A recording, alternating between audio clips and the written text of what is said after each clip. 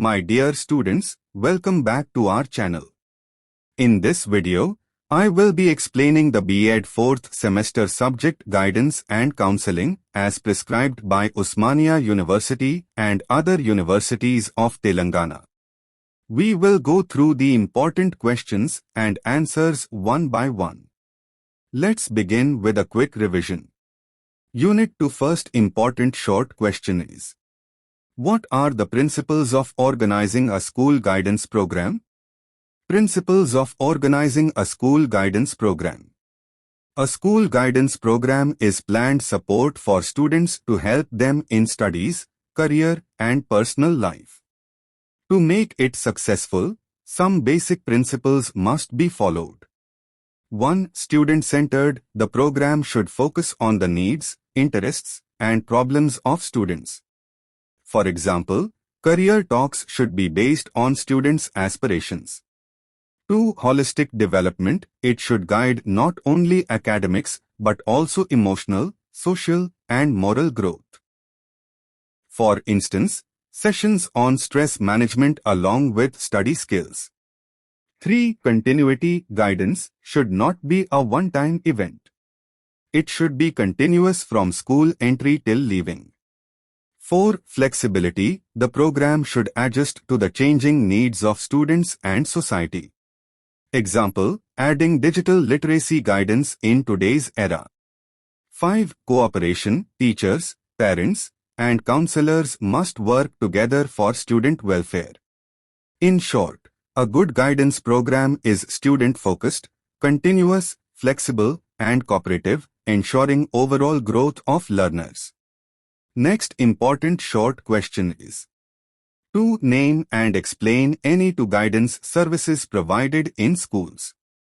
Two guidance services in schools. Schools provide many guidance services to support students. Two important ones are: 1. Educational guidance service. This service helps students in choosing the right subjects, study methods, and exam preparation. For example, a teacher may guide a class 10 student on whether to choose science, commerce, or arts in class 11 based on interest and ability. It also includes tips on time management and reducing exam stress. 2. Career guidance service. This service helps students plan for their future jobs and higher studies. Career talks, workshops, and counseling sessions give students knowledge about different careers like engineering, medicine, teaching, or digital fields. For instance, a counselor may suggest a student with drawing talent to explore careers in architecture or design. In short, educational guidance shapes students' academic journey, while career guidance prepares them for the future world of work. Both are essential for student success. Next important short question is: 3. What is Pupil Inventory Service in Guidance? Pupil Inventory Service in Guidance. The Pupil Inventory Service is a part of school guidance where detailed information about each student is collected, recorded, and maintained. This information includes the student's personal details, family background, health record, academic progress, interests, hobbies, talents, and behavior. The aim is to understand the student better so that teachers and counselors can give the right guidance whenever needed. For example, if a student is weak in maths but strong in arts, the record helps the teacher suggest suitable subjects or career options. This service also helps in identifying special needs or problems early. For instance, if a student's health record shows frequent absenteeism due to illness, the school can provide extra support in studies. In short, the Pupil Inventory Service acts like a student's guidance diary, helping teachers and counselors give personalized advice and support for their all-round development. Next important short question is: 4. List any 3 ethical issues in guidance and counseling. 3 ethical issues in guidance and counseling. 1. Confidentiality. A counselor must keep the student's personal information private. If a student shares that he feels anxious before exams, the counselor should not discuss it openly with others. Breaking confidentiality can harm trust. 2. Respect for individual rights. Every student is different in culture, background, and values. A counselor should not force their own opinions. For example, if a student wants to choose arts instead of science, the counselor should respect the choice. 3. Avoiding bias and favoritism. A counselor must treat all students fairly, without discrimination based on caste, gender, or economic status. For instance, both a topper and an average student should get equal attention and guidance. In short, ethical issues remind us that counseling is not just about advice but also about trust, fairness, and respect. Following ethics helps build a safe and supportive environment for students. Next important short question is 5. What is meant by counseling follow-up services? Counseling follow-up services. Counseling follow-up services mean checking the progress of a student after counseling. It is not enough for a counselor to just give advice once. They must also see whether the student is improving or still facing the same problem. For example, if a student was counseled for exam stress, the counselor should meet the student again after some time to know whether relaxation techniques and study tips are working. If not, new strategies can be suggested. Follow-up also helps in building trust because the student feels supported continuously. It prevents problems from coming back and ensures that guidance is useful in the long run. In short, follow-up services act like a second step after counseling, just like a doctor checking the patient again after giving medicine. It makes counseling more effective and meaningful for students. Next, Unit 2. Long questions. First important long question is 1. Explain the organization of a school guidance program. What are its prerequisites, planning steps, and activities? Organization of a school guidance program. A school guidance program is a structured plan of activities designed to help students in their educational, personal, social, and career development. It ensures that students receive proper support to make decisions, solve problems, and achieve overall growth. Prerequisites for organizing a guidance program. 1. Support from school authority. The principal and teachers must be committed to guidance services. 2. Trained personnel. A qualified counselor or teacher must be available to provide guidance. 3. Resources. Adequate facilities like a counseling room, reference materials, and student records. 4. Student participation. Students should be ready and willing to take part in guidance activities. Planning steps.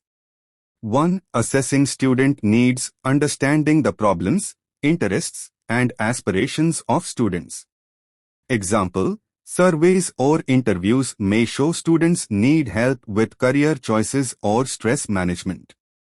2. Setting objectives, clear goals for the program, like improving study habits, reducing stress, or helping with subject selection. 3. Designing services. Decide on the types of guidance services. Pupil inventory, keeping records of students' interests and abilities. Orientation programs, introducing new students to the school system. Counseling services, individual or group counseling for personal, social, or academic issues. Placement services, guiding students in career and higher education choices. Follow-up services, checking student progress after counseling sessions. 4. Assigning roles, clarifying responsibilities of counselors, teachers, and parents in the program. Activities in a guidance program. Orientation and induction sessions for new students. career talks, workshops, and seminars, group discussions, peer guidance, and study skills sessions, personal counseling sessions for students facing academic or emotional issues, regular follow-up and feedback sessions to monitor progress. Example: in Class 10, a school guidance program may include a career counseling workshop, individual sessions for exam stress, and a follow-up after 2 months to track improvement. Conclusion: organizing a school guidance program requires planning, resources, and cooperation. When done properly, it helps students make wise decisions, overcome problems, and grow into confident and responsible individuals. Next important long question is: 2. Discuss various guidance services provided in schools with examples. Guidance services provided in schools. Schools provide various guidance services to help students grow academically, personally, socially, and professionally. These services are designed to meet the diverse needs of students and support them in making informed decisions. 1. Educational Guidance Service. This service helps students in academic planning, study habits, and exam preparation. It ensures that students select the right subjects according to their interests and abilities. Example: a Class 10 student struggling in maths may receive extra coaching and study tips from teachers. 2. Vocational Career Guidance Service. This service helps students plan their future careers by exploring options that match their talents, interests, and job opportunities. Example: a student interested in drawing can be guided to consider careers in architecture, design, or animation. 3. Personal Guidance Service. Personal guidance focuses on emotional, psychological, and social issues. It helps students deal with stress, low confidence, fear, or peer pressure. Example: a shy student is encouraged to participate in group discussions or drama activities to improve confidence. 4. Social Guidance Service. Social guidance helps students adjust to society and develop good relationships. It teaches cooperation, teamwork, discipline, and respect for others. Example: students learn to work together during group projects, maintaining harmony and collaboration. 5. Moral Guidance Service. Moral guidance aims to develop values and ethical behavior among students, teaching honesty, responsibility, and respect for rules. Example: teachers guiding students about the importance of not cheating in exams or respecting classmates' opinions. 6. Pupil Inventory Service. A pupil inventory keeps detailed records of each student's academic performance, interests, abilities, and health.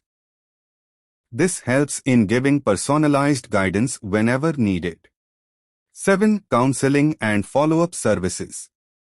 Counseling services help students solve problems through one-on-one or group sessions, and follow-up ensures the solutions are effective. Example: a student with exam anxiety is counseled and later monitored to see improvement. Conclusion: in short, school guidance services like educational, career, personal, social, moral, inventory, and counseling help students make informed decisions, overcome problems, and grow into confident, responsible, and capable individuals. Next important long question is: 3. How is a school guidance program evaluated? Explain in detail. Evaluation of a school guidance program. A school guidance program is organized to help students in their academic, personal, social, and career development. Evaluating the program is essential to know whether it is achieving its objectives and to improve its effectiveness. Evaluation helps schools identify strengths, weaknesses, and areas for improvement. Steps in evaluating a school guidance program. 1. Setting evaluation criteria. Before evaluating, clear objectives and expected outcomes must be defined. Example, if the goal is to reduce exam stress, success can be measured by students' reported stress levels or improved academic performance. 2. Collecting feedback. Feedback is collected from students, teachers, and parents through surveys, interviews, or questionnaires. Example, students may be asked how helpful career guidance sessions were and whether they could make better decisions afterward. 3. Assessing student development. Evaluation involves observing improvements in academic performance, behavior adjustment, and social skills.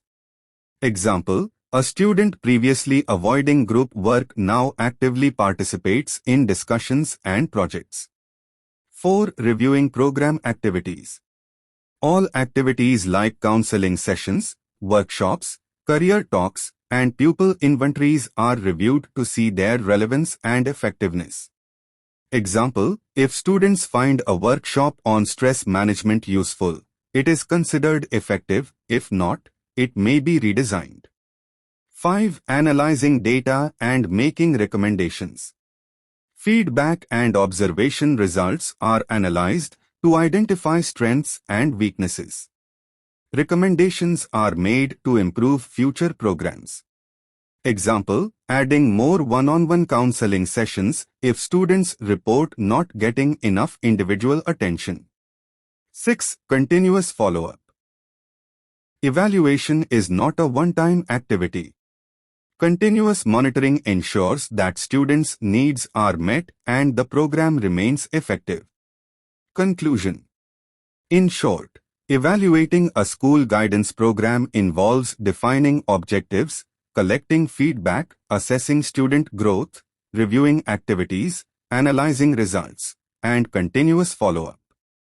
Just like a teacher checks a student's progress after lessons, evaluation ensures that guidance programs are helpful, relevant, and impactful in shaping students' academic and personal development. Next important long question is: 4. What are the major factors affecting guidance and counseling? Also discuss important ethical issues involved. Factors affecting guidance and counseling and ethical issues. Major factors affecting guidance and counseling. Guidance and counseling help students make decisions and solve problems, but their effectiveness depends on several factors. 1. Students' personality and attitude. Students who are open, cooperative, and willing to share problems benefit more. Example, a confident student is more likely to discuss career choices than a shy one. 2. Teacher-counselor competence. Guidance is effective when counselors are trained, knowledgeable, and empathetic. Example, a counselor skilled in career guidance can help students choose suitable streams after class 10.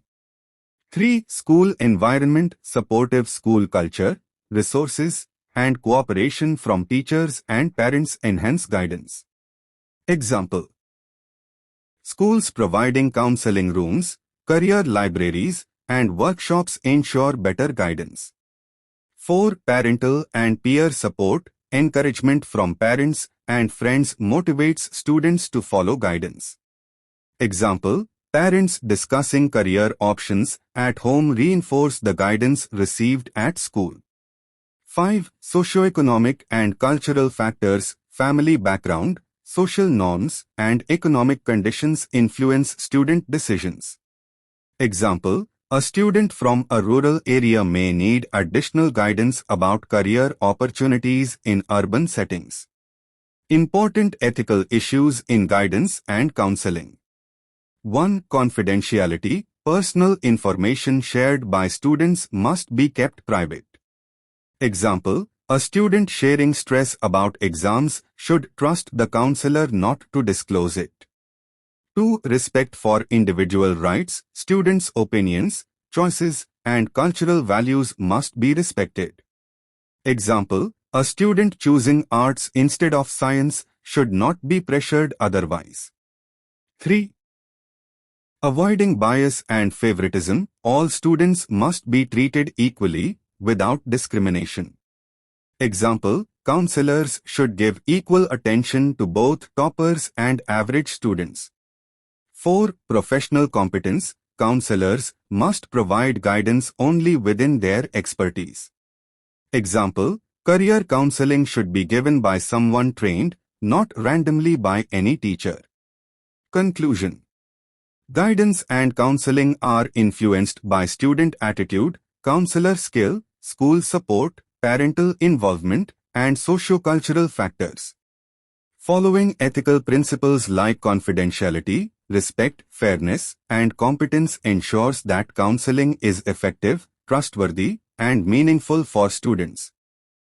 Next important long question is 5. Explain the role and importance of guidance and counseling for students with learning disabilities, visual and hearing impairments.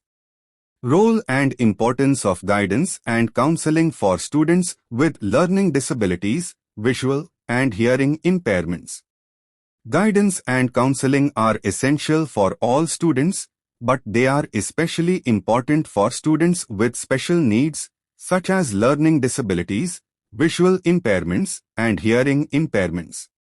These students face unique challenges in academics, social interactions, and career planning, which proper guidance can address.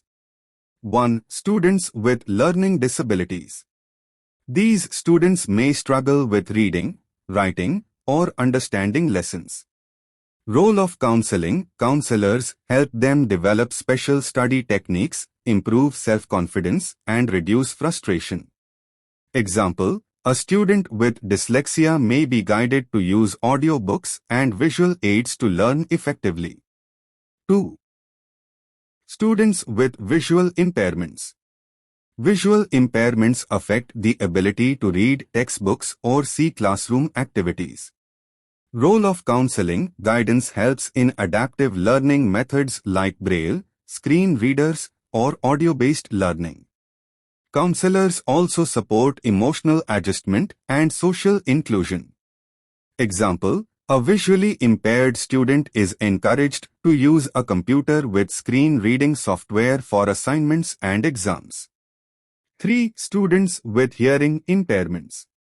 These students may face difficulty in understanding spoken instructions or participating in discussions. Role of counseling. Counselors guide them with sign language, lip reading, visual aids, and inclusive classroom practices. They also help build communication skills and confidence. Example, a student with hearing impairment may be guided to join special workshops for career options suitable to their strengths. Importance of guidance and counseling. 1. Enhances academic success. Students learn techniques suitable to their abilities. 2. Boosts self-confidence. Counseling helps students overcome low self-esteem due to disabilities.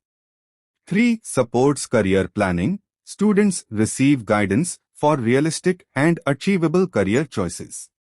4. Promotes social inclusion. Helps students interact confidently with peers and teachers. Conclusion. In short, guidance and counseling empower students with learning disabilities, visual and hearing impairments by providing personalized academic support, emotional help, social skills, and career advice. It ensures they develop confidence, independence, and achieve success despite challenges.